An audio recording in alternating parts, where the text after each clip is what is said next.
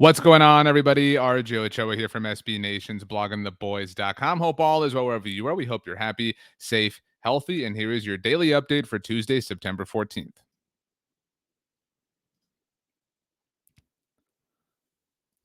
It's been almost a week since the Dallas Cowboys opened their season with a loss in week one to the Tampa Bay Buccaneers. They will visit the Los Angeles Chargers this Sunday. We're all very excited about it. Now getting into the routine of a normal game week, having a game on Sunday. And in fact, it won't even be that normal for long because the Cowboys' week 3 game is a Monday night football game against the Philadelphia Eagles. But still, normalcy is a good thing. And things were normal for the Dallas Cowboys for like 12 hours, even if that. Obviously, last week ended with some abrupt news with Michael Gallup having the calf strain, being out 3 to 5 weeks, Lyle Collins being suspended for 5 games.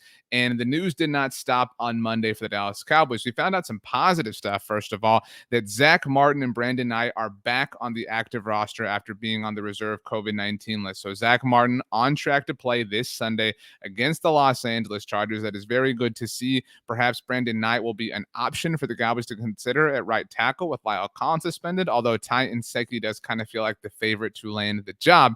I mentioned, though, that there wasn't all good news, and that is because while Zack Martin came off of the reserve COVID-19 list on Monday, Randy Gregory is now on the list himself. That's right. The Dallas Cowboys pass rusher is, in fact, part of the reserve COVID-19 list, which means he is unavailable to the team right now. We've talked about this several times. Players on the reserve COVID-19 list do not count against the Cowboys roster. So you've got the two being activated in Zack Martin and Brandon Knight. You've got Randy being deactivated from the roster, so to speak. And you have Michael Gallup, who went on to injured reserve himself on Monday, meaning that he now has to be out at least 3 weeks. The initial diagnosis was that he would be out 3 to 5 weeks, but players on injured reserve must be out at least 3 weeks. So even if he were to be healthier before then, he cannot return to the team before then. But that's your 2 out, 2 in sort of thing. Going back to Randy Gregory, though, he did test positive for COVID-19. However, he is asymptomatic.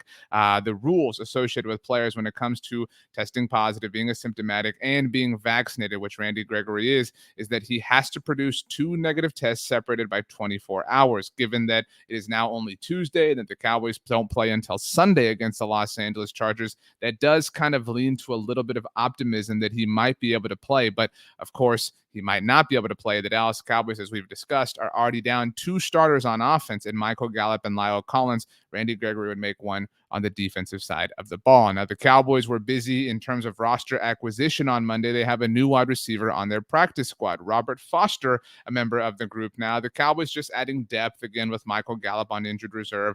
You want to have options. You want to have players you can potentially turn to. Robert Foster, a bit of a speedster, so that's nice to see.